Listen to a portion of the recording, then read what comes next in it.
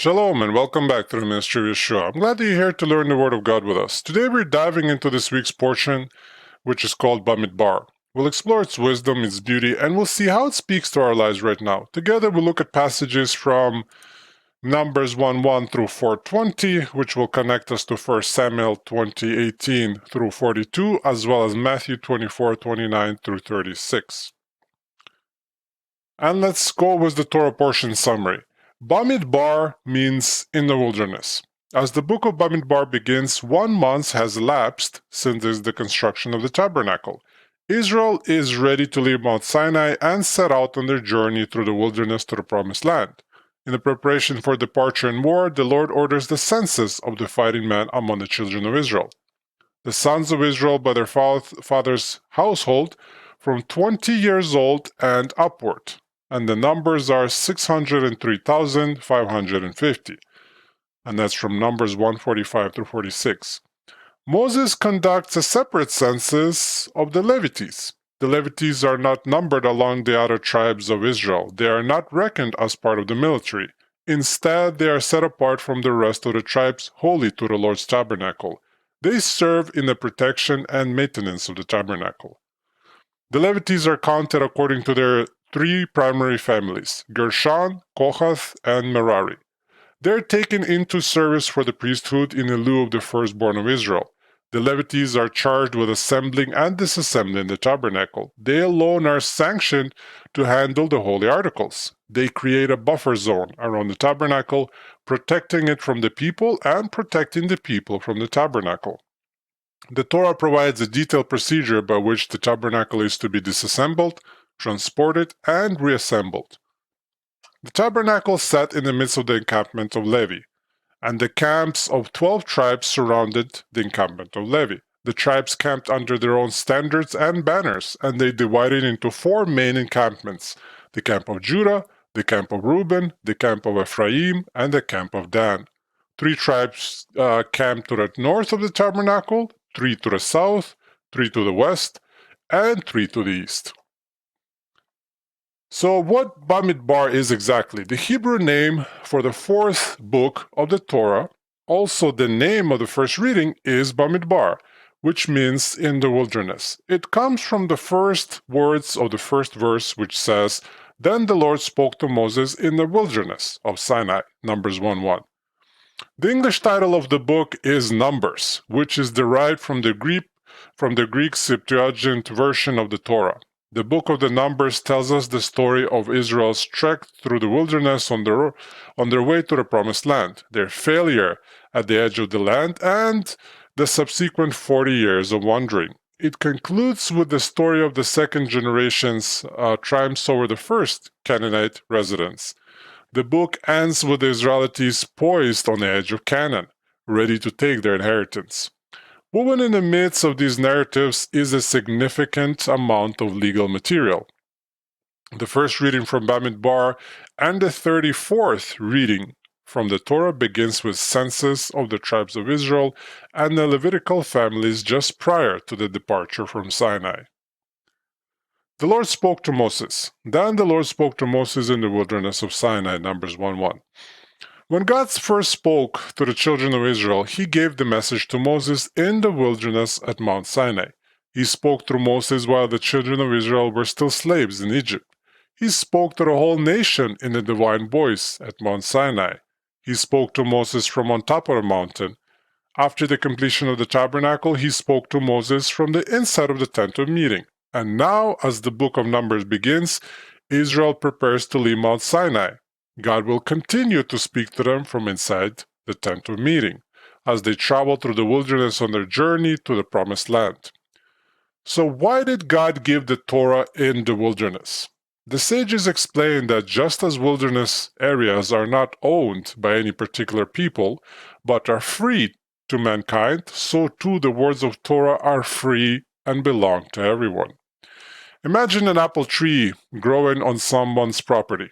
If you were hungry for apples, you might go and pick some apples for yourself, but this would be stealing. The apples don't belong to you.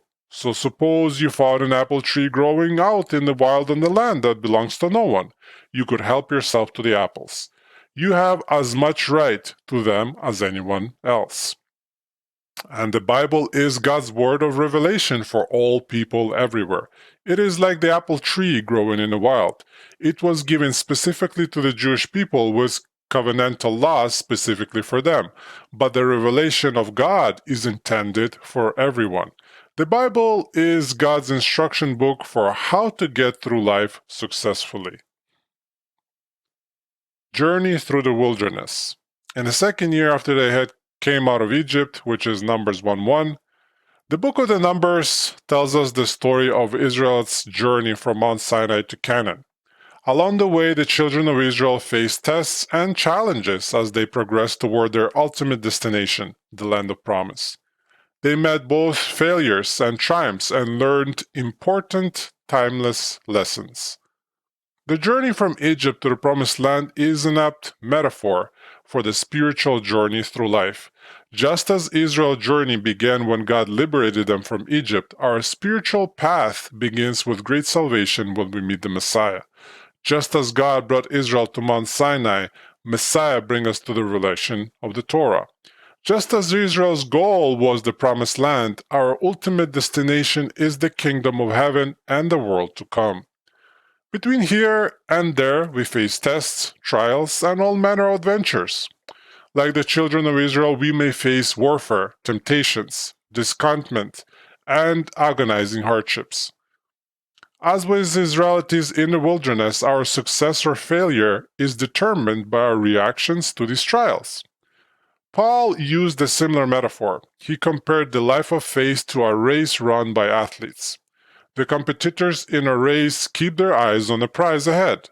Though Paul was a mighty apostle and confident in his salvation, he did not regard himself as if he had already arrived at his goal.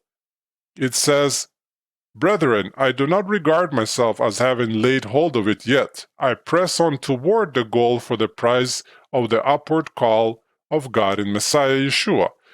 And that's in Philippians 3:13-14. So in his race metaphor, Paul declared, "I do all things for the sake of the gospel, so that I may become a fellow partaker of it." And that's in 1 Corinthians 9:23. He was concerned that after having preached to others, he would find himself disqualified from the race. If those were Paul's sentiments, how much more so should we be concerned with the prize that lies ahead? The book of Numbers illustrates the hazards in this race. The generation of Israelites who left Mount Sinai never did reach the Promised Land. The journey through the life's spiritual wilderness is fraught with difficulties and dangers. Paul said, "If anyone completes as an athlete, he does not win the prize unless he competes according to the rules." And that's in 2 Timothy 2:5.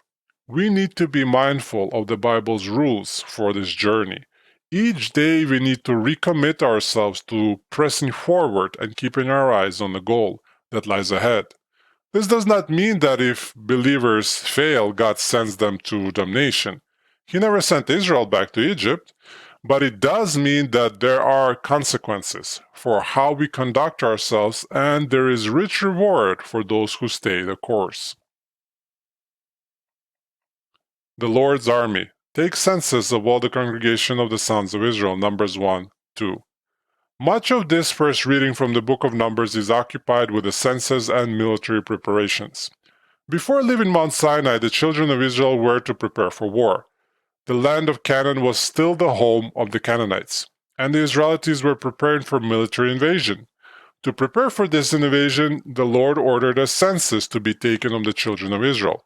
God commanded Moses and Aaron to count every man old enough to serve in the army. Plans for encampment and mobilization were established. In addition, this Torah portion provides details about the marching orders for the tribes of Israel and even mentions the tribal standards under which the tribes camped and marched. As the children of Israel went forward from Mount Sinai, they were no longer to be a loose band of runaway slaves. They were to be a cohesive military unit, the hosts of the Lord. In a similar way, we should regard ourselves as soldiers in the Lord's army. Paul often resorted to a military metaphor when speaking of the spiritual life. So in Ephesians 6, he exhorts us to gird on the full armor of God. In 2 Timothy, he pleads with Timothy to endure hardship and regard himself as a good soldier of the Messiah Yeshua. And that's in 1 Timothy 2:3. Have you ever served in the military? Even if you have not, you are probably familiar with the commitment it requires. The man who enlists in the military forfeits his right to make his own decisions about where to live or in what manner he will conduct himself. He no longer has the right to determine what pursuits he will occupy his time with. Paul tells Timothy, no soldier in active service entangles himself in the affair of everyday life, so that he may please the one who enlisted him as a soldier. That's in 2 Timothy 2:4. A soldier lives a simple life, so that the concerns of life do not interfere with his service. While serving in the military, a soldier understands that his personal will and preferences are subordinate to the commands of his superior. He is duty-bound to obey his commanding officer's orders. Clement, the disciple of Peter, encourages us to regard ourselves as soldiers in the Lord's army through our obedience to the commandments of God. He says, "Let us then, men and brethren, with all energy act the part of soldiers, in accordance with his holy commandments." And that's 1 Clement 37:1. A good soldier goes beyond the call of duty. When one of our friend's father was in the basic training for their army during World War II, his unit had to learn how to disassemble and reassemble their rifles and sidearms. So his father went a step farther by learning to disassemble and reassemble his gun while blindfolded. When the other man in the unit chided him, he explained, "If I'm ever caught in a foxhole at night with a jammed weapon, I want to know that I can take it apart and put it back together in the dark." So we need to know our weapons well. In God's army, our weapons are an unconventional sort. Our weapons are the weapons of love. We are to be armed with the weapons of righteousness for the right hand and the left. And that's 2 Corinthians 6:7. We are to be wielding the sword of Spirit, which is the Word of God. And that's in Ephesians 6:17. And Paul tells us that the weapons of our warfare are not of the flesh, but divinely powerful for destruction of fortresses. The 2 Corinthians 10:4. He was not speaking of literal weapons or literal fortresses. Instead, he was speaking of ideologies, thoughts, and sins that are opposed to God. So it says this, "We are destroying speculations and every lofty thing raised up against the knowledge of God, and we are taking every thought captive to the obedience of Messiah, and we are ready to punish all disobedience, whenever your obedience is complete." 2 Corinthians 10:5-6. House of the Father.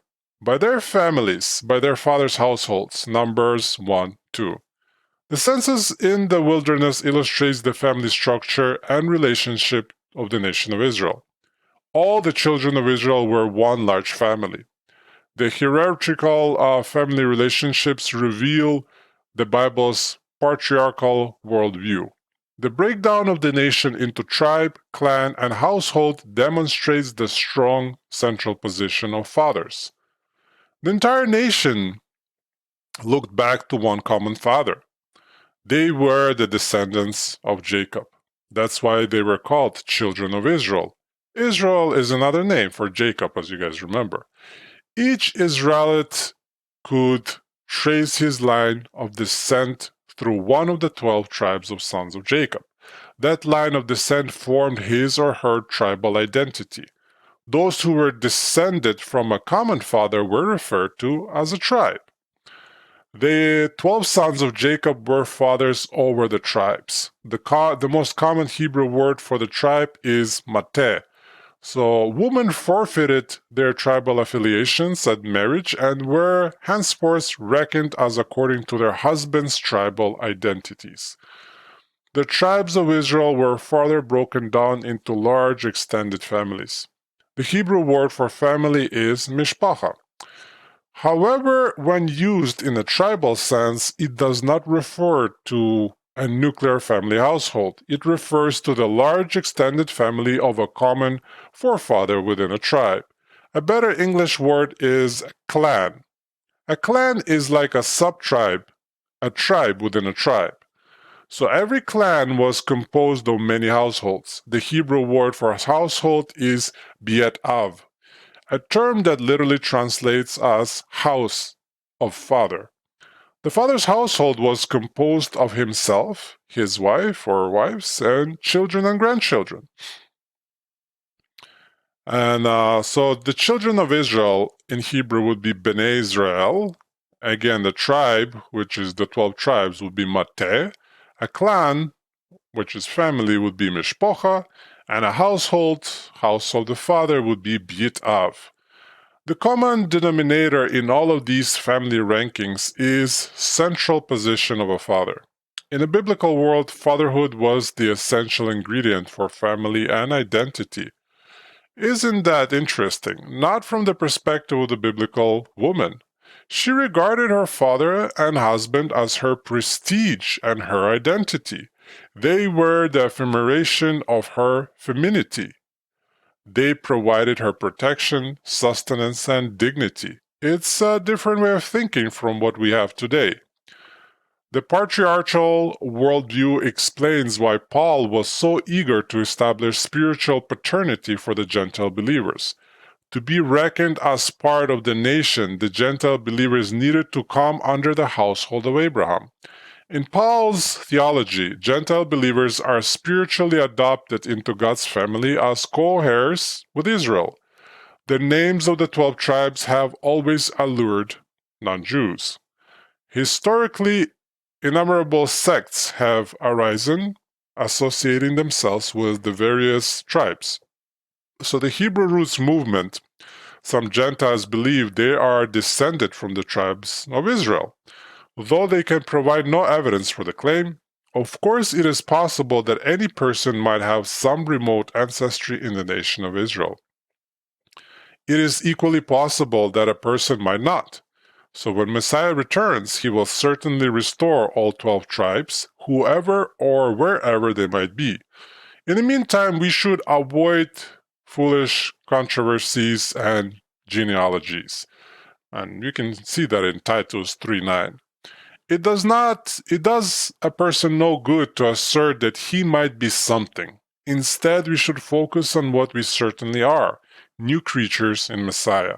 Jew and Gentile alike are all members in the body of the Messiah. We are fellow heirs, citizens in Israel, in the Israel of God, citizens of the coming kingdom. We have all been brought near by the same atonement.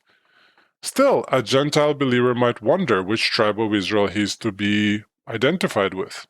Since the Gentile disciples' inheritance in the future kingdom is only by means of faith in Yeshua, the son of David, the Gentiles' tribal affinity is naturally with David's tribe, the tribe of Judah. House of the mother, by their families, by their fathers' households, number 1, 2. So the above discussion emphasizes the role of a father in determining tribal identity. Ironically, traditional Judaism determines a person's ethnic and legal Jewishness through his mother, not his father. So in the case of a mixed marriage, if a father is Jewish but the mother is a Gentile who has not undergone a conversion, the child is regarded as a Gentile. If the father is Gentile but the mother is Jewish, the child is regarded as Jewish. So the Apostle Paul seems to have supported this legal opinion. Once he encountered a boy named Timothy, who was born of a Jewish mother, but his father was a Greek. The boy was not circumcised. Paul regarded him as legally Jewish on the basis of his mother's Jewishness. So he had Timothy circumcised in accordance with the commandments for all Jewish men. Did you guys ever know that? Did you think about why that happened? So this seems a little bit backward. The Bible always places family identity with the father, but traditional Judaism derives legal Jewish status from the mother. Where does this practice come from? An amusing story from rabbinic literature lends some insight into the practice of matrilineal descent. It seems the decision was based on Ezra's demand that the men of Israel divorce their Gentile wives and send away the children. And we can read this story. It's called A Story from the Midrash Genesis Rabbah 7:2. During the days of the sages, there was a Galilean who was serving as a rabbinical authority in the Jewish community that resided in the city of Tur. He came from the Galilean village of Niburiah. His name was Jacob. He was also called Jacob the Heretic, perhaps because he was a believer in Messiah, or perhaps because of his strange legal opinions. A case once came before him involving a question about circumcision. A Gentile woman married to a Jewish man had given birth to a baby boy on a Sabbath day. This meant that if the child was to be circumcised on the 8th day, the circumcision would have to take place on the following Sabbath. The parents inquired whether or not it was permissible for them to break the Sabbath by circumcising their son. Since the baby was not born of a Jewish mother and not legally Jewish, he could possibly be circumcised on a different day. If so, they could avoid breaking the Sabbath. It was really a question about whether the baby was legally Jewish. So Rabbi Jacob considered the matter and ruled that the Sabbath should be set aside for the sake of circumcision, that the child should be considered legally Jewish. When Rabbi Haggai, a higher Torah judge in Tur, heard about this decision, he sent word to Rabbi Jacob that he was to be flogged for giving a ruling contrary to the Jewish law. Rabbi Jacob objected. Can you flog a person for making a decision on the basis of the Torah? Rabbi Haggai asked, where is this question discussed in the Torah? And Rabbi Jacob replied by quoting Numbers 1:18. Then they registered by ancestry in their families, by their fathers' households, he added. You see that the Torah says fathers' households and not mothers' households. Rabbi Haggai answered, you have made an error in your ruling. And Rabbi Jacob challenged him. Prove it to me, he said. Rabbi Haggai said, get ready to be flogged while I prove it to you. It is written in Ezra 10:3. Now let us make a covenant with our God to put away all the Gentile wives and their children. If the children of Gentile women are legally Jewish, the Jewish husbands would not have been required to put them away. So that's in Ezra 10:3. Rabbi Jacob objected. Will you actually punish men on the basis of a verse from Ezra when I based my decision on Torah? And Rabbi Haggai replied, the rest of the verse of Ezra 10:3 says, let it be done according to the Torah. Rabbi Jacob said, hammer away with your hammering. You have proven your case well. Go ahead and flog me. Head by head. Take a census head by head, Numbers 1:2. So a census report makes for difficult reading. Working through the details of a tribal and family tallies can be an exercise in monotony, but Rashi found a sweet message about God's love underlying the dry census data. He explained that God enjoyed counting the Israelites because of his special affection for each person. According to his interpretation, the census is a reminder that the children of Israel are not just a collective whole. Israel is a nation composed of individuals. All the people of God are real people. Moses and Aaron counted them according to their genealogical registration by their families, by their fathers' households, according to the numbers of names head by head, and that's in Numbers 1:20. This method gave every Israelite the opportunity to tell his name and be counted as an individual of worth. Each person is valuable and unique, a special treasure to God. In the Talmud, there is a discussion about Adam, the first man and father of all humanity. Why does all of humanity descend from a single human being? To teach you that whoever destroys a single person is regarded as if he had destroyed an entire world of people, and whoever saves a single person is regarded as though he had saved the entire world.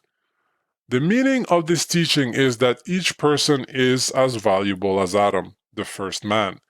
Though Adam was only a single human being, he held within him the potential of all humanity. So too each person shares that same potential.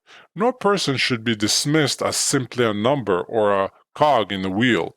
Every human being is a whole world.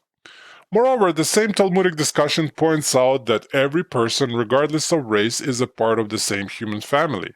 The Talmud says Adam was created for the sake of peace among men, so that no one can say to his fellow, "My father was greater than yours." We all have Adam as our common father. The same discussion points out that while we all come from the same prototype, we are all unique individuals. It says, Adam was created to demonstrate the greatness of the Holy One, blessed be He. If a smith strikes many coins from one mold, they look identical, but the Most High King of Kings, the Holy One, blessed be He, fashioned every man in the image of the first man, yet not one of them is identical to his fellow. Therefore, every person is obliged to say, "The world was created for my sake." And you can find it in B. Sanhedrin 37a.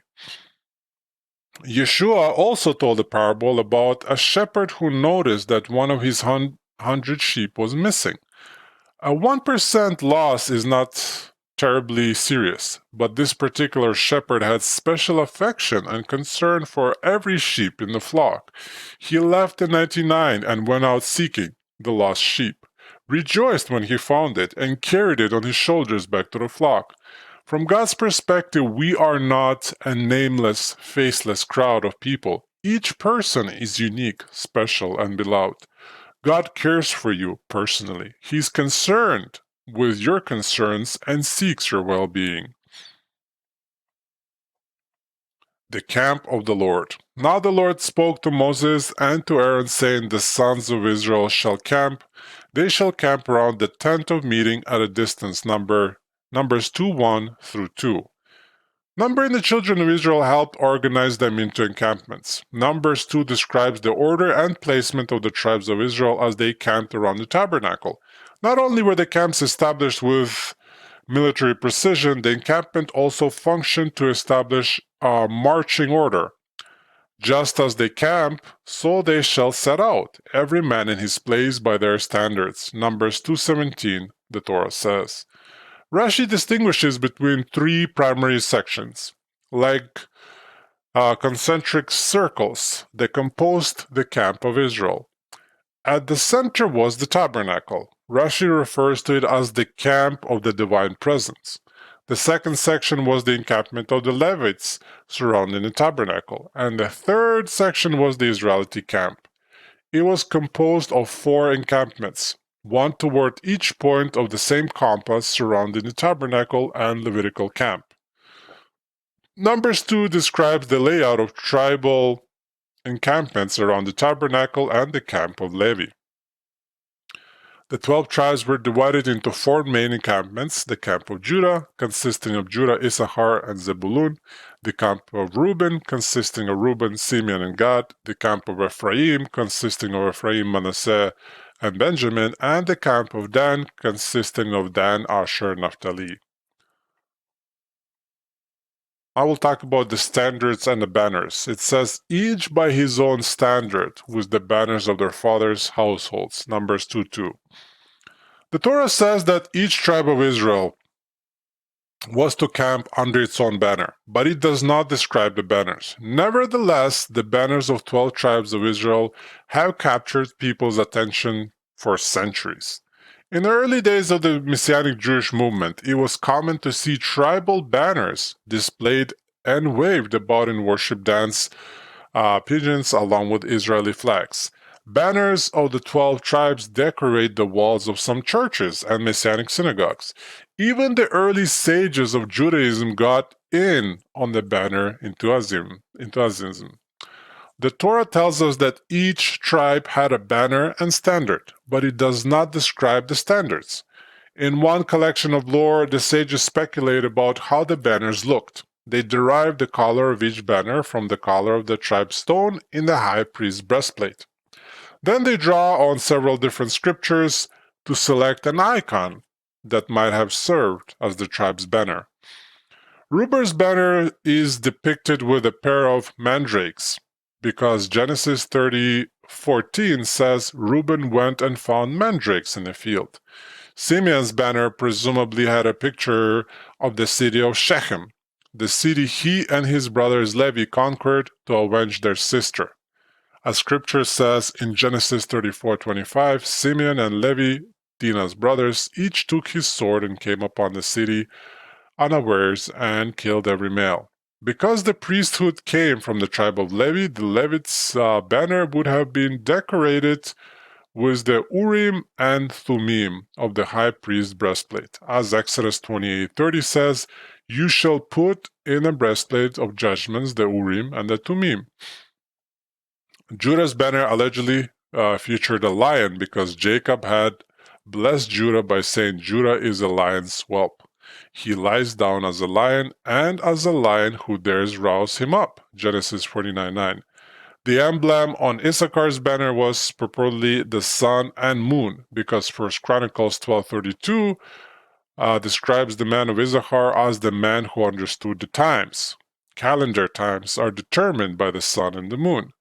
Zebulun's banner would have pictured a ship because Jacob had blessed their tribal ancestor by saying Zebulun will dwell in a seashore and he shall be a haven for the ships. Genesis 49:13.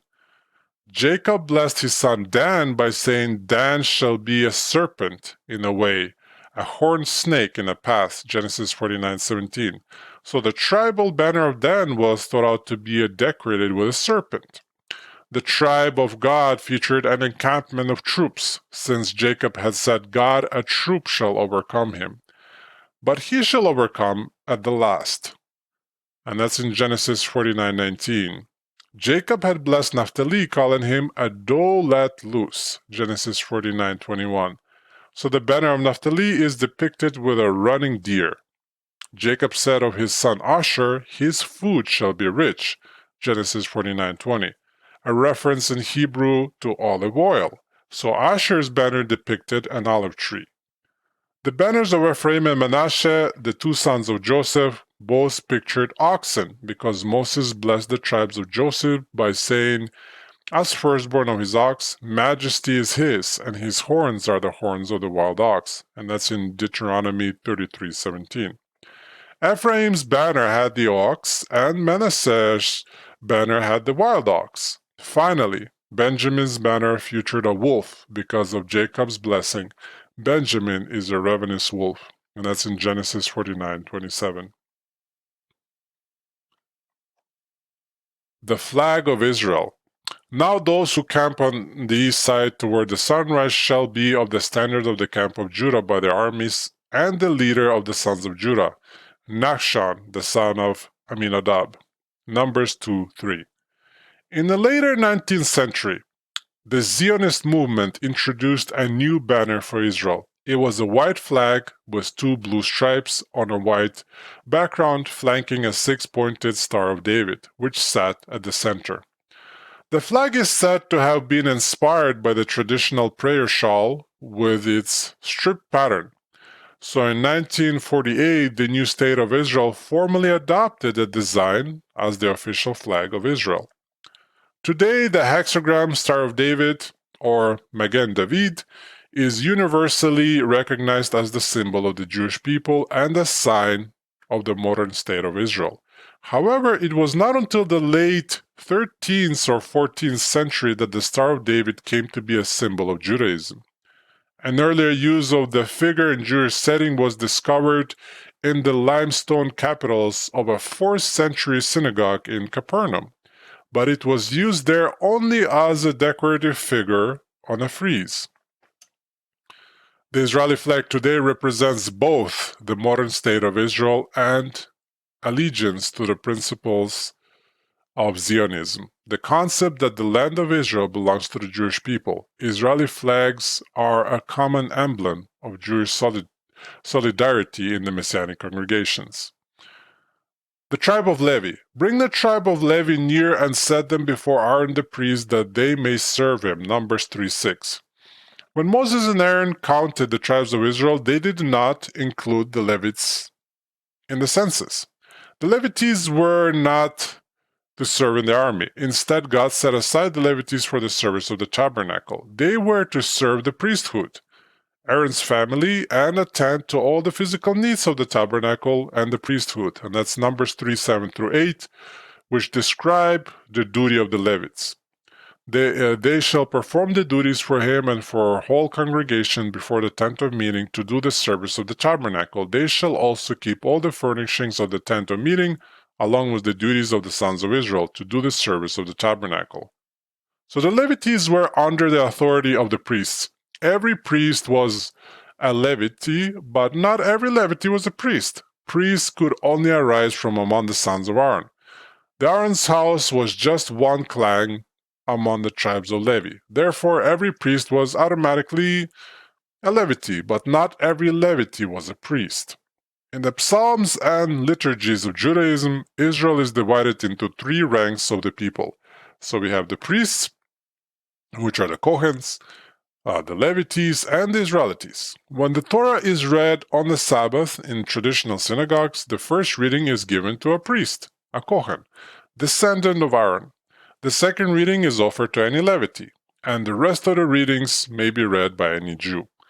Levites had the job of guarding the temple and assisting the priesthood. When it was time for the camp of Israel to set out, the Levites were responsible for disassembling the tabernacle, carrying its components through the wilderness, and reassembling it when they reached a new encampment.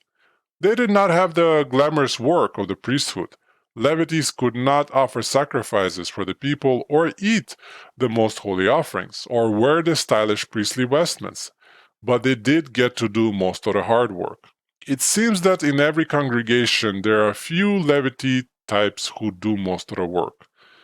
They are the ones who are always willing to volunteer for work days, for cleaning projects, kitchen duty, setups and teardowns, and a host of other duties necessary for community function. Most people in attendance at congregation go about blissfully unaware of and unconcerned about the efforts of others that are expending on their behalf.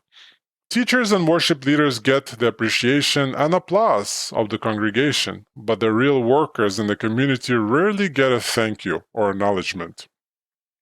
They are the ones who arrive early to unlock the building before anyone else arrives. They stay late to lock up after everyone leaves. They are the ones who clean up the toilets, replenish the paper towels. They can be found handing out bulletins and vacuuming the next day. They serve on the various boards and committees that organize community life. They are the modern-day equivalents of the Levites. So we have a friend who served his local church by showing up early every weekend to set up chairs. The congregation met in a local high school gymnasium where they had to set up more than 1,000 metal folding chairs every weekend. After the service was over, all those chairs had to be folded back and put away. Week after week, our friend was there as part of the crew setting up the chairs and taking them down again.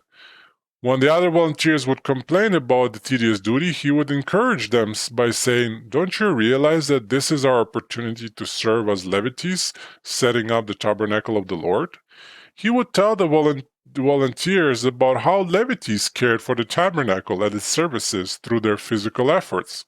Soon the complaints were replaced with genuine gratitude for the opportunity to serve God. The life debt. Now behold, I have taken the Levites from among the sons of Israel. Instead of the firstborn, the first issue of the womb among the sons of Israel, so the Levites shall be mine. Numbers 3:12. When the Lord struck down the firstborn of Egypt, he spared the firstborn of Israel. After that, the firstborn owed God a life debt. The first offspring of every womb among the sons of Israel, both of man and beast, it belongs to me. Exodus 13:2, the Lord said. They owed a life of service to God for sparing them. They were to become servants of the priesthood. The Torah commands a father to redeem his first son from the priest by paying the priesthood a redemption price of 5 shekels. As Numbers 3, however, the Israelites had not yet redeemed their firstborn sons. So the Lord told the Israelites to give the Levites over to the service of the Lord instead of their firstborns. God took the men of the tribe of Levi into his service as substitutes for the firstborns. Each Levite male became a redemption price for the firstborn male from among the tribes. Like the firstborn of Israel, we all owe God a life debt for our salvation. We should reckon ourselves as spiritual Levites given over to the service of the Most High God. And numbering the Levites, it says, "Number the sons of Levi by their father's household, by their families. Every male from a month old and upward you shall number." Numbers 3:15. In the census of the Israelites, only men 20 years old and up were counted. In the census of the Levites, every male over a month old was counted. Why the discrepancy? The census of the tribes and the census of the Levites served 2 different purposes. The counting of the tribes was to determine the manpower of the army. Only men 20 years old and up were counted because they needed to be of an age to serve in the army. The Levites were not counted for military duty. They were counted for the purpose of redeeming an Israelite firstborn. They were to be substitutes for the firstborn sons of Israel. Numbers 18 and 16 explains that a firstborn son was eligible for being redeemed only after he was a month old. So from a month old you shall redeem them, it says Numbers 18:16.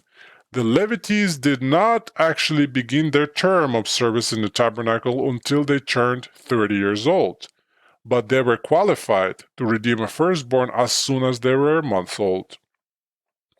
And because the patriarch Levi had 3 sons, his tribe was divided into 3 clans: the clans of Gershon, the clans of Kohath, and the clan of Merari. If you guys are interested about their numbers, Gershon was 7,500, Kohath 8,600, Merari 6,200, and the total of Levites were 22,300. After counting the Levites, the firstborn sons of Israel needed to be counted to make sure there were enough Levites to substitutes for all of them. Every firstborn male of months old or older was to be included in the counting. The census revealed that there were about 273 more firstborn males than there were Levite substitutes. The excess of firstborns had to be redeemed by the payment of the 5 shekel redemption price. Packing up the tabernacle. When Aaron and his sons have finished covering the holy objects and all the furnishings of the sanctuary, when the camp is to set out, after that the sons of Kohath shall come to carry them, so that they will not touch the holy objects and die. These are the things in the tent of meeting which the sons of Kohath are to carry. Numbers 4:15. The tabernacle was designed to be portable. The Torah provides a detailed procedure by which the tabernacle was to be disassembled. The Levites were responsible for disassembling and carrying different components of the tabernacle. The priests prepared the holy furnishings for transport by covering them and inserting their poles. Only after the holy furnishings had all been prepared and covered could the Levites enter the tabernacle to carry them away. Once the holy furnishings had been removed, more Levites took down the tabernacle, its curtains, posts, and planks, and loaded them in wagons. The careful dismantling and carrying of the tabernacle teaches us reverence for God and His holy things. The Levites felt privileged to carry the very dwelling place of God on their journeys throughout the wilderness. In a way, all believers in Yeshua are carrying the tabernacle through the wilderness. We are all like the Levites. We carry the components of the dwelling place of God's Holy Spirit on the journey of life. Not everyone is carrying the same parts, but everyone is carrying some part, and every part of the tabernacle is important. One day soon we will reach our destination. In that day we will all come together and assemble in the temple of the Lord. And that's about it for today, guys. Thank you so much for watching. If this message blessed you, please like the video and subscribe. It helps the message to reach more people who need encouragement and truth. And feel free to follow our Instagram, linked in the comments, for daily inspiration as well as daily prayers. May God bless you and keep you. May He shine His light on you and be gracious to you. May He turn towards you and grant you peace. Grace and shalom to you all.